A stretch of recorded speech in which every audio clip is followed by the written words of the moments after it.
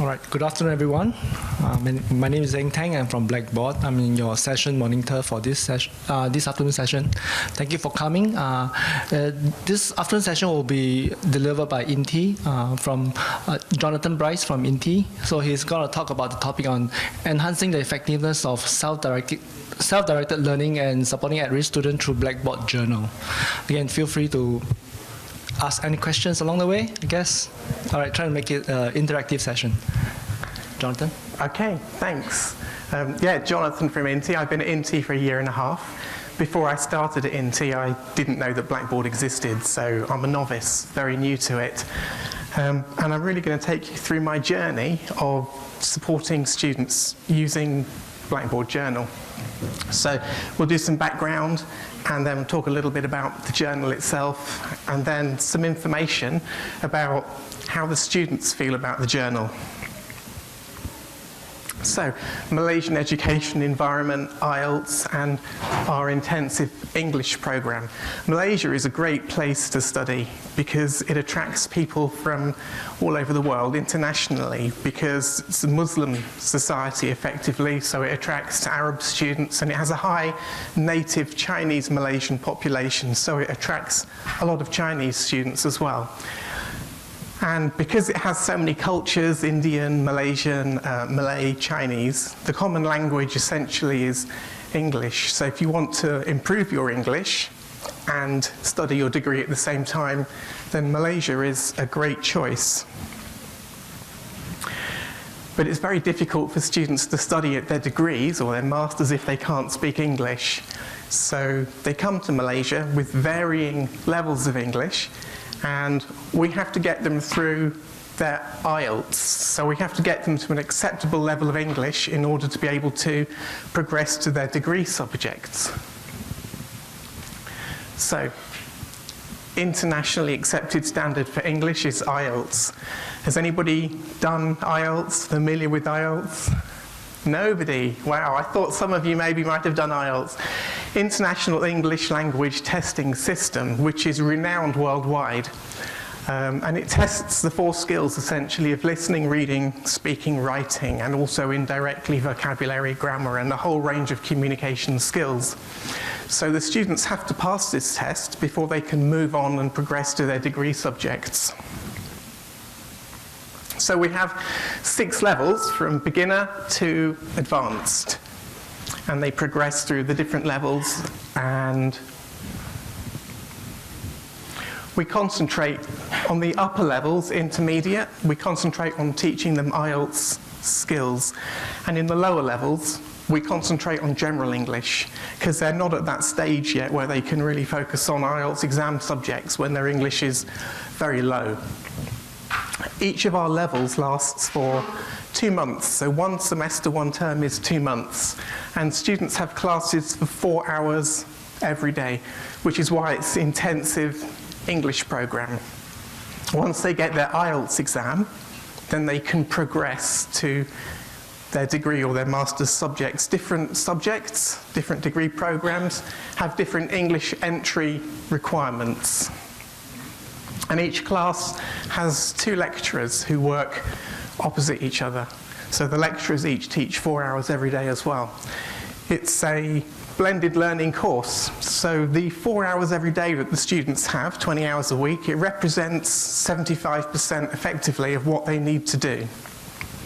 The rest of the 25% is online learning, and that's predominantly through Blackboard. So I've been teaching English at INTI for 1.5 years, and I've been using Blackboard Journal for 6 semesters. And in that time, 93% of the students that I've taught are international Chinese students from mainland China. And the students all tell me that they work really, really hard. So they're working from 7:30 in the morning at high school till 10:30, 11 at night. And they have a lot of pressure from parents and teachers, but those pressures that they experience, they're all external. So when they come to INTI, they have very little motivation to study themselves. They really struggle. So they only have 4 hours per classes each day. That feels like a lot for me when I have to teach it. But for students, I guess it's not so much, particularly those that have come from China and they've been working for 12 hours plus every day. They have experience independent living in a foreign country, and they have no parents or teachers to drive them to study. Their peers are in the same situation. So what happens? They really fall apart. A lot of them struggle to study. They really struggle to study. So even those that are motivated, they don't really know how to go about it because they've always been told what to do. So this is the background to the English program that I head up. So self-directed learning, what is it? It's not the same as homework. If I tell you to do something, you trot off and you do it. But you're just really following instructions. But with self-directed learning, independent study, then the students must own and take responsibility for their own learning. So they decide what they want to learn, how they want to learn, even where they go to get those resources, although we do give them appropriate guidance. But they have to take responsibility for their own learning. It's commonly recognized that there are 4 stages in self-directed learning. So you need to diagnose what it is the students need to do. You need to identify your learning objectives, what you want the students to get out of what they're going to learn. And you need to give them strategies in order to be able to work by themselves with appropriate support. And then obviously measuring how successful that goal has been accomplished. Spelling mistake, typing error. So we're working predominantly with at-risk students when we're offering support. So let me define at-risk students as far as INTI is concerned. If somebody is repeating their level because they didn't pass the first time, then they're immediately at risk. And then we add to that list of students who are at risk those who don't pass their midterm exam, who fail to reach the standard. And there are lots of reasons why the students fail. So a list here: no motivation, poor self-study skills is a very important one. Not working hard enough, misdirected efforts, low attendance, sometimes just encouraging students to come to class is a challenge, or not completing their 25% online work. In actual fact, even the extra 25% online work that they have to do is not enough, because learning a language is difficult. It's very, very hard. And they learn head knowledge and they memorize, but actually utilizing it constructively in context and appropriately is very challenging for them. So a student who has no skills, like a person with a driving license who can't drive. These skills, we give them an individual action plan. So we draw up some kind of contract with them, and we say, you need to learn, you need to strengthen this skill, this skill, this skill. We try to give them reasons why they think they need to improve their skills. We identify the weaker skills, and we try and get some kind of commitment from the students as well, because it's important that they understand and they own up to their own individual learning responsibilities. So it's rather like a promise. And we have a range of activities that they can do online, a range of resources, a range of websites that they can go to. But with self-directed learning, obviously they've got the choice to add to that list. This is just a basic list for guidance, but very often the students, they go out and find their own resources for studying IELTS. And IELTS resources on the internet, if you look up IELTS on the internet, so many resources. But these are the ones that we know to be good and that work with our students. So we provide them a guide. And then each day, the student is supposed to do their online activities. They write down their list, and then they come and see the lecturer, I don't know, maybe 3-4 times in the term, in order for me to check their work, to supervise, to make sure they're doing it, to give them help and to give them guidance. but it often doesn't work. You see, this is supposed to be my signature. A student came to me at the end of term, missed all the consultation sessions, said, "Here you are, teacher, I've done all this work," but there was no work to show for it. And that's one of the failings of how we currently offer support within IEP. It's very easy for the student to say, "I did this, I did that," but we don't really know. In actual fact, I would suggest that the way it's being currently done, in the previous example, it does little more than make the lecturer feel good, to give some kind of accountability for the lecturer to be able to say, "Yes, I did my best to offer student support." But I don't think it's effective. It's really not effective. We have too many students that need support. They miss their consultation times, they don't fill in their journal, or when they turn up, it's like a torn, tatty rag. It's useless. We don't see the work they're doing. They turn up in groups and they say, "Oh, we're all together here now, do us all together." And there's no privacy, and often students who are under support are stigmatized. And I think that's not good. Now, it didn't take me very long to realize that I thought I could do a better job in Blackboard. So in Blackboard, we've got constant two-way communication in journal with comments. We can use it anytime because the student can write to us anytime in journal. We can respond in comments anytime. We have mobile app so the students can update their journals anytime, anywhere. It's far more individual, and it takes out all the stigma of students who are at risk being isolated or standing out as having failed in some way. So these are the terms for which I've been using Blackboard Journal to support students from June 2018 till June 2019, 6 terms. So it's just over a year, and then 111 students, because I have 2 classes. So I would offer support for one class, my co-teacher would offer support for the other class. So the average number of students overall, as you can see, and others from Korea, Japan, different countries, predominantly China. You can see the student numbers, and out of those numbers here, the percentage that were from China. So how does it work? You've all used Blackboard Journal. So is there anybody here that hasn't used Blackboard Journal? Okay, great. So the student on the first day of term in class, I asked the student to open up to create a blank journal into which I insert a table, which in principle is very similar to the piece of paper. So you might think, what's the difference?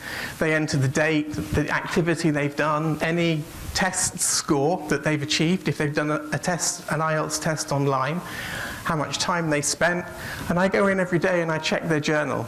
So I would sign it every day. And this is an example of somebody who filled out their journal every day. But here, this is mostly Module 9, Module 10. Mostly they're actually recording their homework. And that was partly my fault in the way that I set the journal up, because I called it a homework journal. So they're writing their homework in it. I hadn't really got to grips with the concept of self-directed or independent learning or study at this time. So this was an early example of my journal. I gave them 10 points for every day that they updated their journal to try and engender some sense of competition to motivate them to want to do the journal.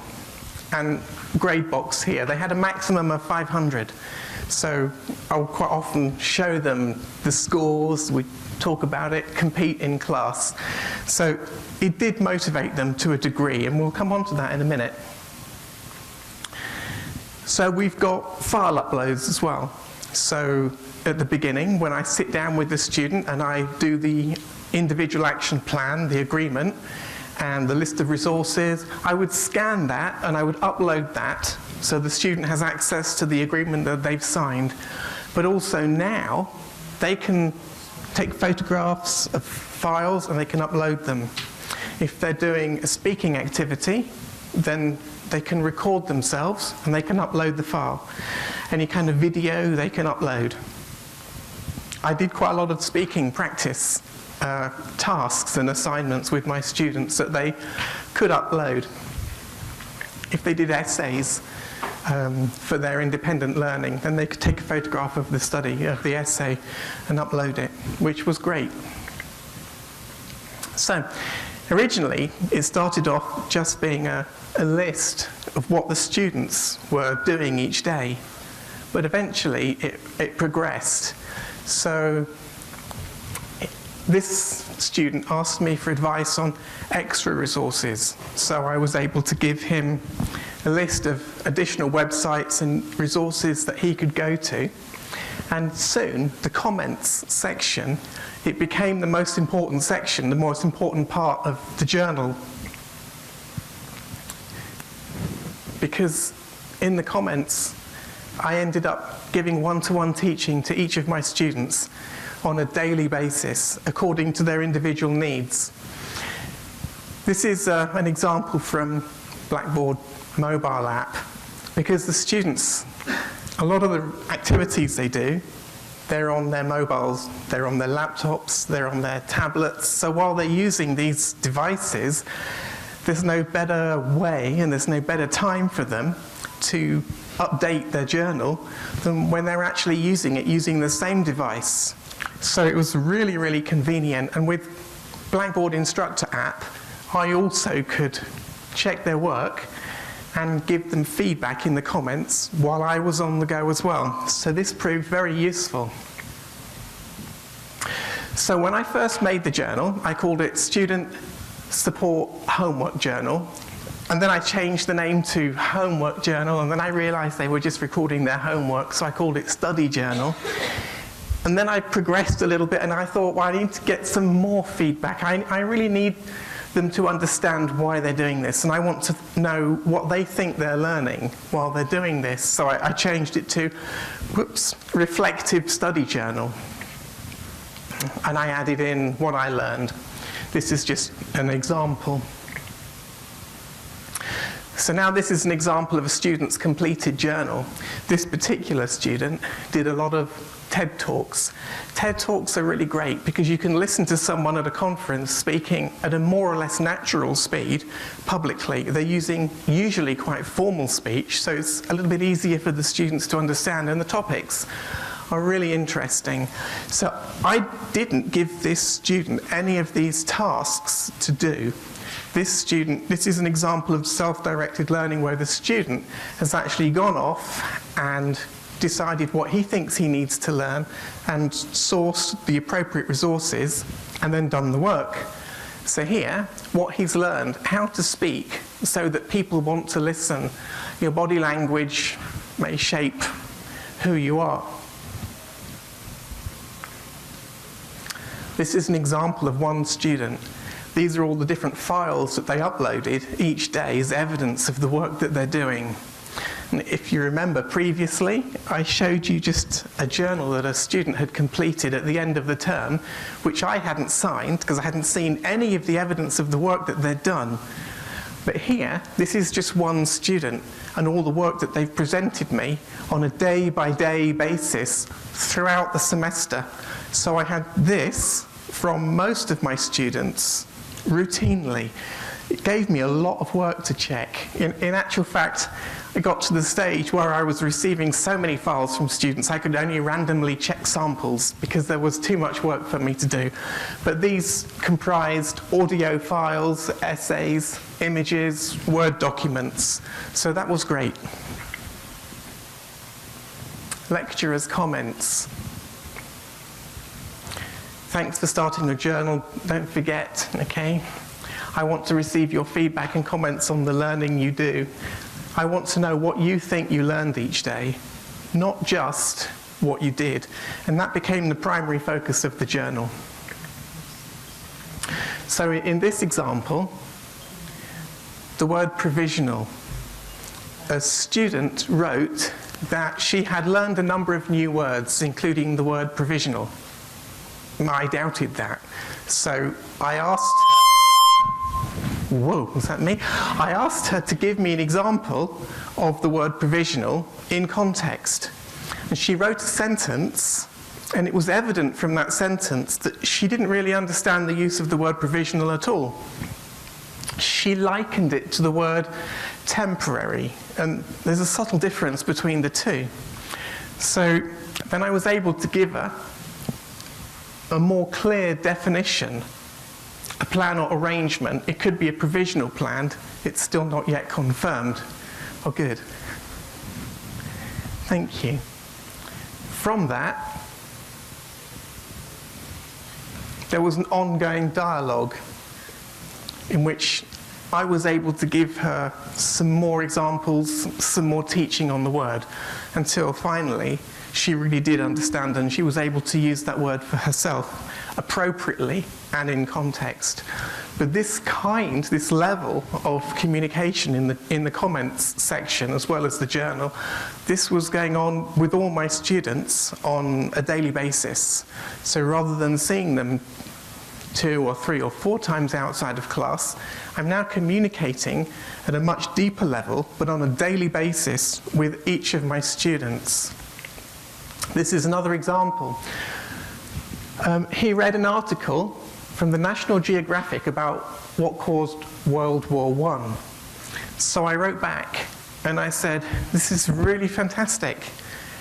Now, can you write me a 150-word essay about World War I? What's your understanding of what caused World War I? Why did it happen? So he wrote me an essay, took a photograph, sent it to me as a file upload. So not all the students read my comments every day. Wow, you read my comments and wrote the essay. It's amazing, it's excellent, and tragic. What causes wars?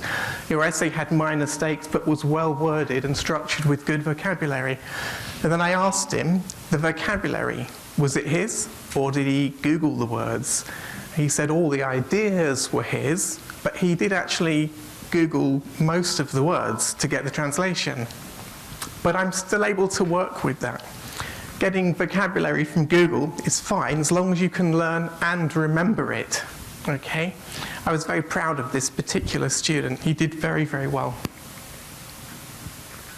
This is an example of, at the end of an 8-week term, journal to here, and then here, file uploads, and then here, the comments between myself and the student, the ongoing dialogue.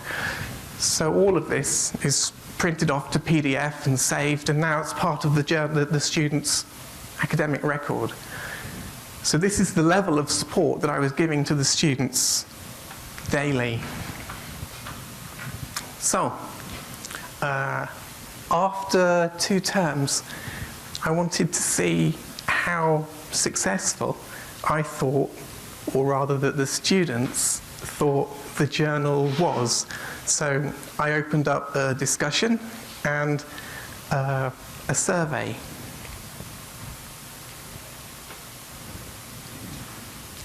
To try and elicit their feedback.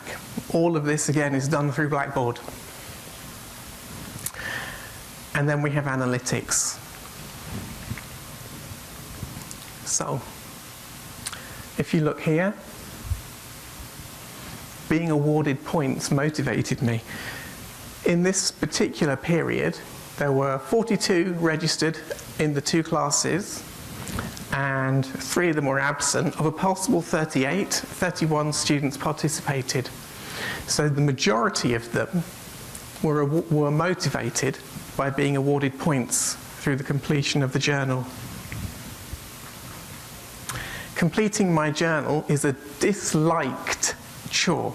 I didn't like completing my journal, okay? 11 of them strongly disagreed, which is the right answer. But to confirm that, I asked the same question again, but the other way around. Completing my journal is enjoyable. Well, this time 17 out of them said, yes, it's enjoyable. I liked completing my journal. My English is improving because of using Blackboard Journal. Again, most. My Blackboard journal accurately reflects my independent study. This is my attempt at trying to elicit some response as to how far they thought they cheated. Did students write comments in their journal that were not true, to misrepresent, to claim that they had done work that they hadn't done?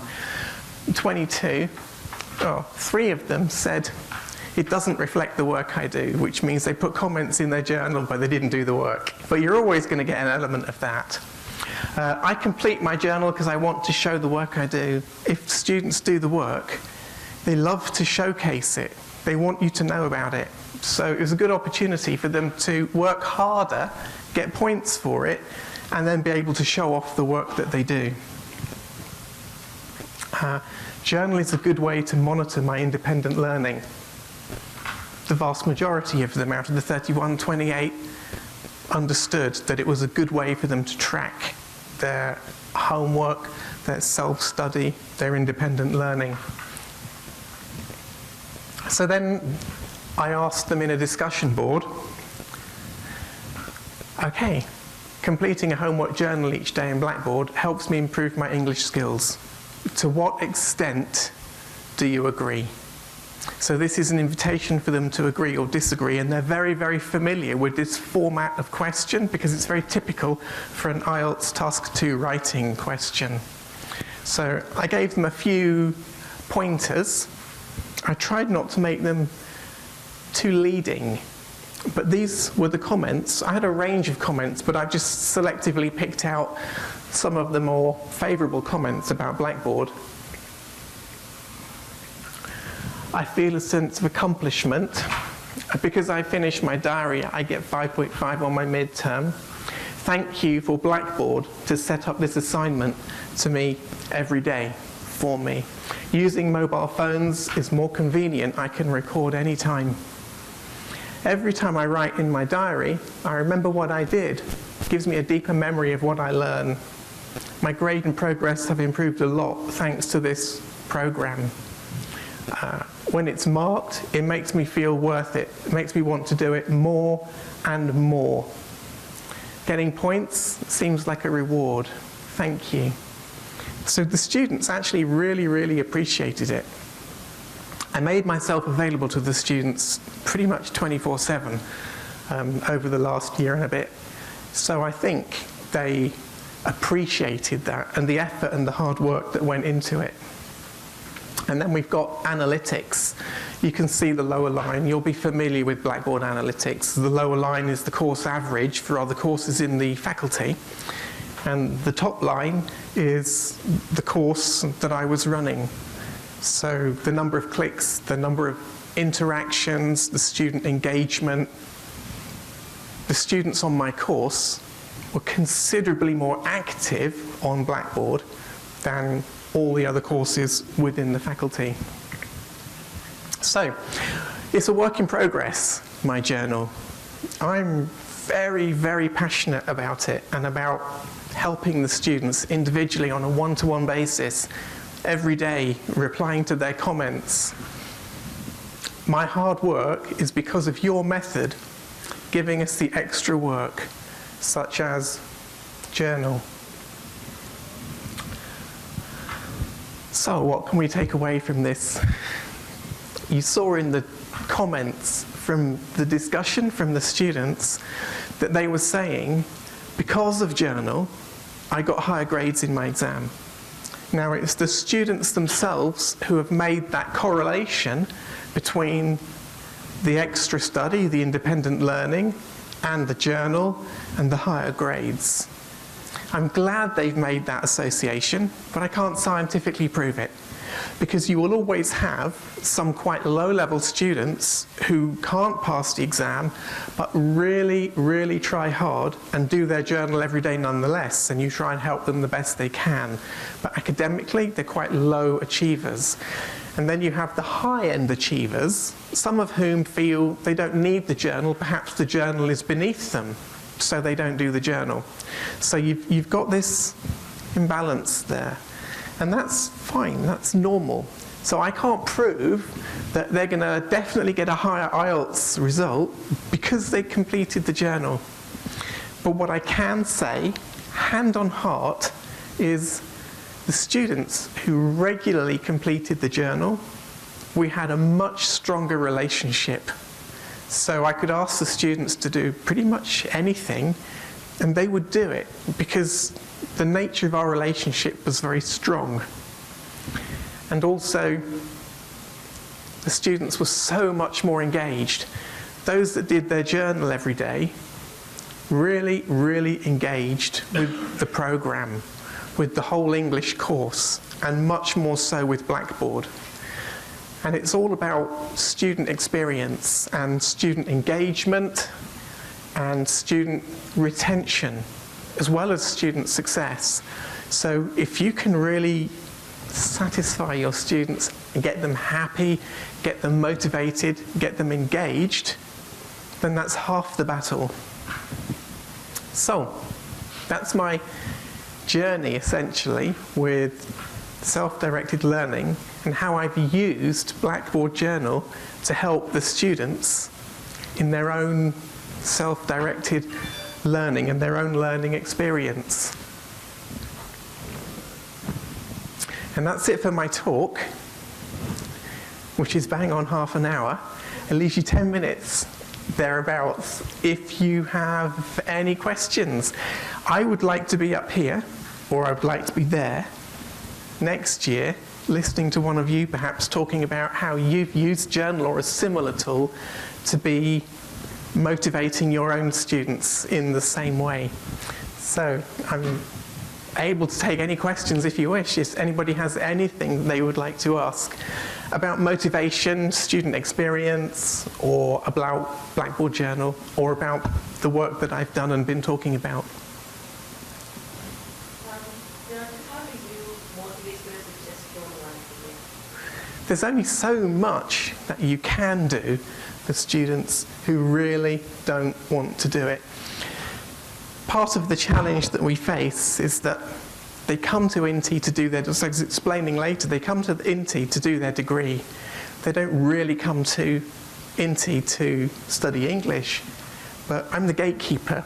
They can't go to their degree unless they've got their English standard. And often some of them are doing degrees that they don't want to do, their parents have selected for them. I think in those cases, there isn't a right or wrong answer. My answer is to try and find something positive and something encouraging in every little thing that they do right. So those unmotivated students, typically, let's say they're unmotivated because predominantly they're academically weak. You ask them to do something, and in that task that they've done, there may be 9 things wrong, but 1 thing right.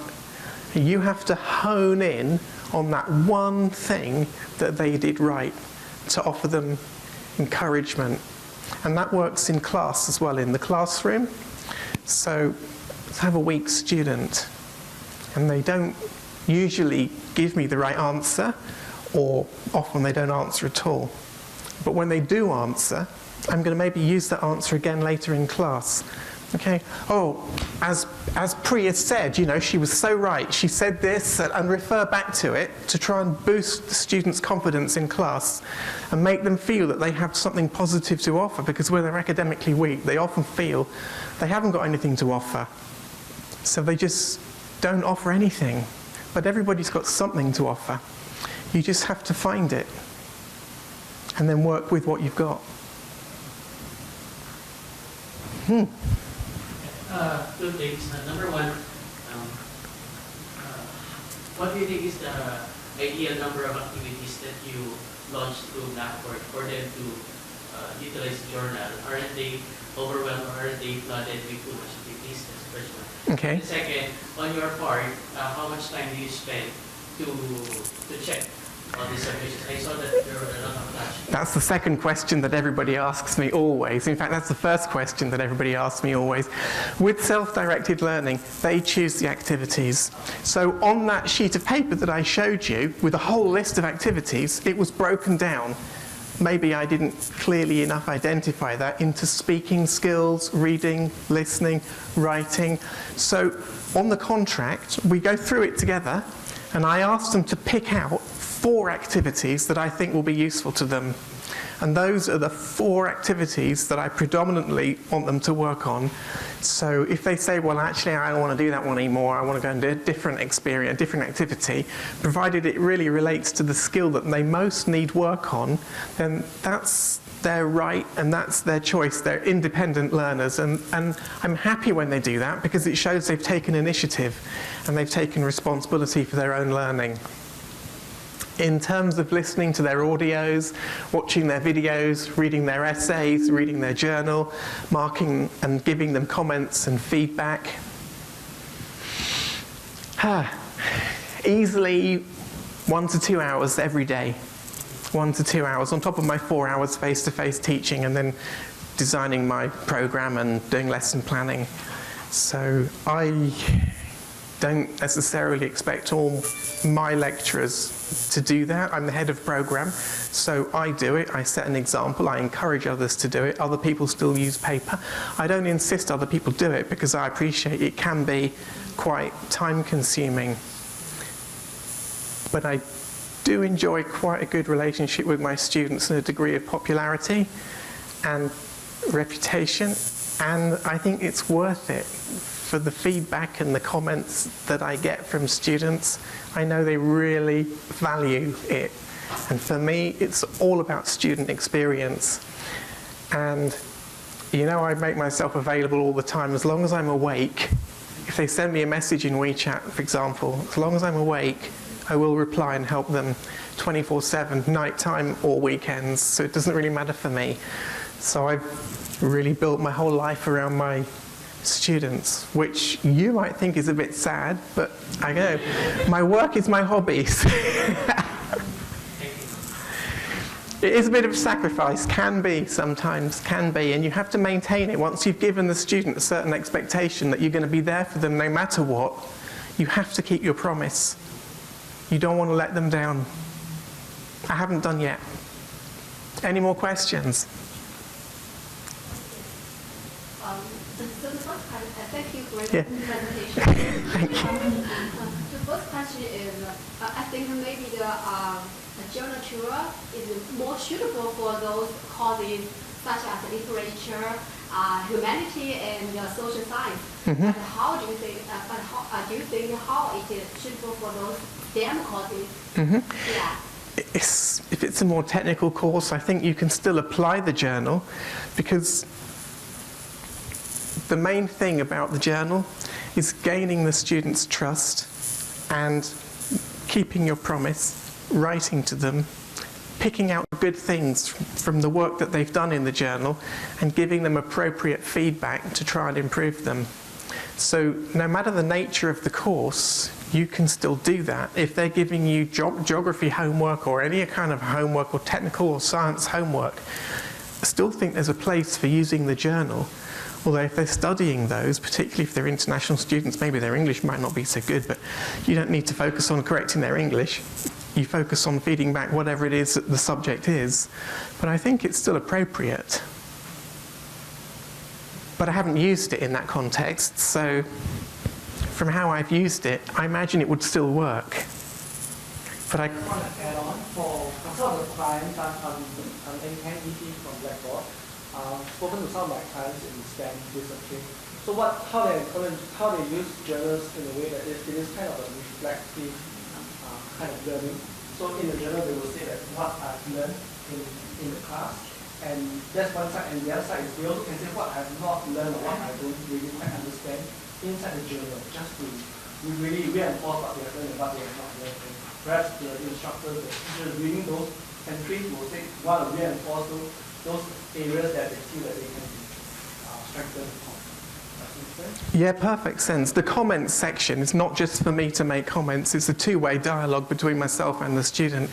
So the student might put an entry in the journal about what they've done, and I want to know they've really done it, or that they've understood, or I think there's something else I can pick out from it. So in the comment, I'll write back, For example, can you write the 150-word essay, or can you give me an example of the word provisional in context? And they do it for me, and then I respond to that, and then they respond. But if they've really got a query about something, I mean, the comments section is just an ideal place to say, I don't understand, teacher. And students have written to me in the comments and said, about writing task 1 in Ielts, I don't understand flow diagrams, I don't understand maps, can we do some more of this in class? And then it's an opportunity for me to take on board the comments that they've made and perhaps reevaluate what I'm doing in the classroom or offer them something else as well on top. So anything that the student doesn't understand, they can tell me, or perhaps I can just see from their journal entry something's not right. Clearly there's something here they haven't understood, and I can feed back on that in the comments, elicit a response from them, and then take it to the next level. I think that would work for any subject. 14:42, if there are no more questions, it's good timing. I thank you for being